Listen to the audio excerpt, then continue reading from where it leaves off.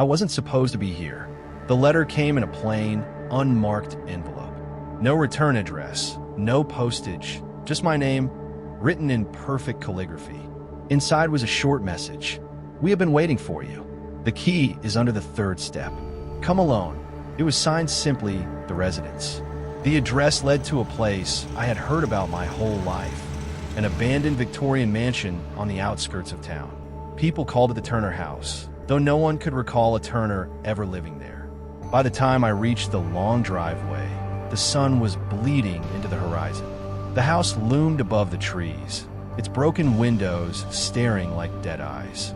I found a key exactly where the letter promised, under the third step of the front porch, wrapped in a piece of cloth that smelled faintly of old perfume. The lock turned easily, as if it had been waiting for me. The air inside was heavy with dust and something else, something sweet and rotting. The front hall was dim, lit only by the last scraps of daylight filtering through cracked glass. Somewhere deeper in the house, I heard a faint tapping. I moved from room to room, each one more decayed than the last. Faded wallpaper curling from damp walls, furniture covered in moth-eaten sheets, paintings whose faces had been scratched out. The tapping grew louder, and I realized it was coming from behind a closed door at the end of the hall. When I opened it, I found a study lined with dusty bookshelves. In the center was an old wooden desk, and on top of it, a single metronome ticking back and forth. But here's the thing, there was no pendulum, just a sound. The staircase groaned under my weight. The air upstairs was colder and the smell stronger. Halfway down the hall, I stopped. Every door was slightly open, and from each room came a faint whisper, too soft to understand. I leaned closer to one doorway, trying to hear the words. The whisper stopped. Then a different voice whispered directly into my ear. Don't let them know you're here. I spun around, but the hallway was empty. At the end of the hall was a door unlike the others, solid, blackwood with a keyhole that seemed to pulse faintly, as if it were breathing. I felt the key in my pocket grow warm.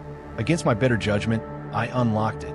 Inside was a small, candlelit room. In the center sat a table with 3 chairs, and on the table, 3 plates of untouched food, still steaming as if freshly served.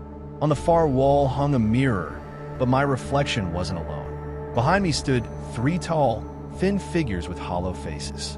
I turned, but the room was empty. Then the whispering began again, louder this time, echoing from the walls, the floor, even the air itself. The voices merged into one, chanting a name I didn't recognize. The door slammed shut. The candles flickered violently, and the steam from the plates began to rise faster, curling into shapes, faces hovering in the air. The mirror rippled like water, and the figures stepped out. They didn't speak. They didn't move. They just watched. Then, one reached forward and placed something cold into my hand. It was the letter I'd received. Only now, it was different. The ink was fresh. The handwriting read, "We have been waiting for you. The key is under the third step. Come alone. Bring the next one." I dropped it, backing away, only to feel another hand on my shoulder. The last thing I remember before everything went black was a voice whispering, "Welcome home." I woke up on the front porch in daylight. The house looked different, newer, well-kept, as if it had never been abandoned. In my pocket was the key. In my hand was a blank envelope. And in my mind, a single thought that didn't feel like mine. "We have been waiting for you."